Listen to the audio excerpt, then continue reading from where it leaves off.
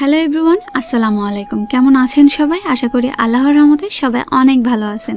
আলহামদুলিল্লাহ, আল্লাহর অশেষ রহমতে আপনাদের দোয়া এবং ভালোবাসায় আমি আমার পরিবার নিয়ে অনেক ভালো আছি।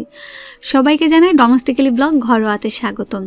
বাড়ির মেয়ের যখন বিয়ে হয়ে যায় তখন কিন্তু সেই মেয়ে আর বাড়ির কেউ থাকে না। তখন কিন্তু বিয়ে হওয়ার সঙ্গে সঙ্গে বাড়ির মেয়ে মেহমান হয়ে যায়। কারণ কীভাবে মেহমান হয় আমি আপনাদেরকে বলে বুঝাচ্ছি। একটা মেয়ে যখন শ্বশুরবাড়ি থেকে যখনই আসে, আসার সঙ্গে সঙ্গে জিজ্ঞাসা করে, কিরে কেমন আসিস, কয়দিন থাকবি? এই কয়দিন থাকবি বলেই কিন্তু মনে করা দেয় সে আসলে বাড়ির আর কেউ না, সে আসলে বাড়ির মেহমান হয়ে গেছে। আর আজকে যেহেতু বোন আসছে বাড়িতে, সে তো বাড়ির মেহমান, সে তো আর এসে বেশি দিন থাকবে না। এই জন্য মা চাল কুটতে গেছে আর মার সঙ্গে সঙ্গে আমি চলে গেছি, যেহেতু মা একা এটা পারবে না। আর আমার সঙ্গে আজকে আমার ক্যামেরাম্যান হয়েছে আমার বোন। আর আমার মেয়েও কিন্তু চালের রুটি খেতে অনেক বেশি পছন্দ করে। এই জন্য ভাবলাম বোন যেহেতু আসছে আর মেহমান আসলে কিন্তু তার রিজিক সে নিয়ে আসে। আমরা কিন্তু ঘরে যখন একা থাকি তখন কিন্তু ভালো মন্দ কোনো কিছু রান্না করে আমরা সহজে খেতে চাই না। আর বাড়িতে যখন মেহমান আসে তখন কিন্তু তারা তাদের রিজিক নিয়েই আসে, কারণ তারা আসলে কিন্তু আমরা একটু ভালো মন্দ খেতে পারি।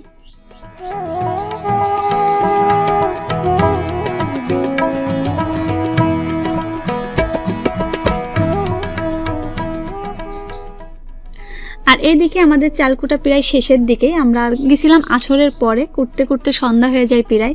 আর আমার আজকের এই ছোট্ট ব্লগটা যদি আপনাদের ভালো লাগে তাহলে প্লিজ আমার চ্যানেলটিতে সাবস্ক্রাইব করবেন, লাইক শেয়ার কমেন্ট আর পাশে থাকা ছোট্ট বেল বাটন অন করে দিবেন।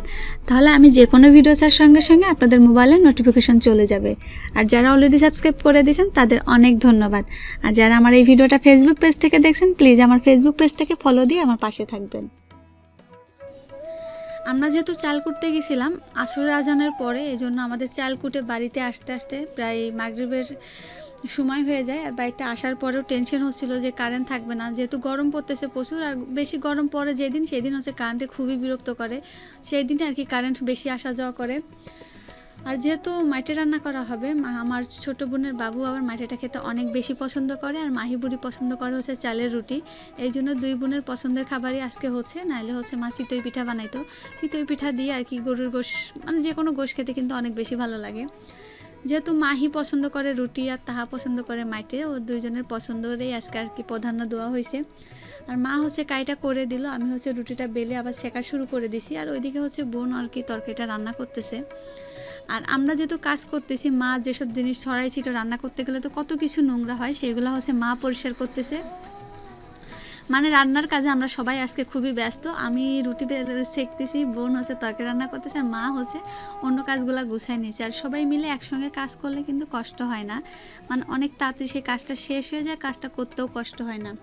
আর এর মাঝে আমার বোনের বাবু অনেক মজা করছে। ও যেহেতু মাটিটা অনেক পছন্দ করে, ও কষানো থেকে শুরু করছে খাওয়া, মানে খাওয়ার মতন যখন হয়েছে তখন থেকে আম্মু আমাকে দাও, ওর মা একটু দেয় ছিঁড়ে, মানে ভেঙে একটু ঠান্ডা করে দাও, আবার নেয়। আর এখন হচ্ছে আমি বোন মা তিনজনে খেতে বসে পড়ছি।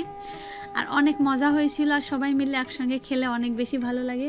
কম খাই আর বেশি খাই, এক পিসও যদি খাই সবাই মিলে খেতে আসলে বেশি ভালো লাগে।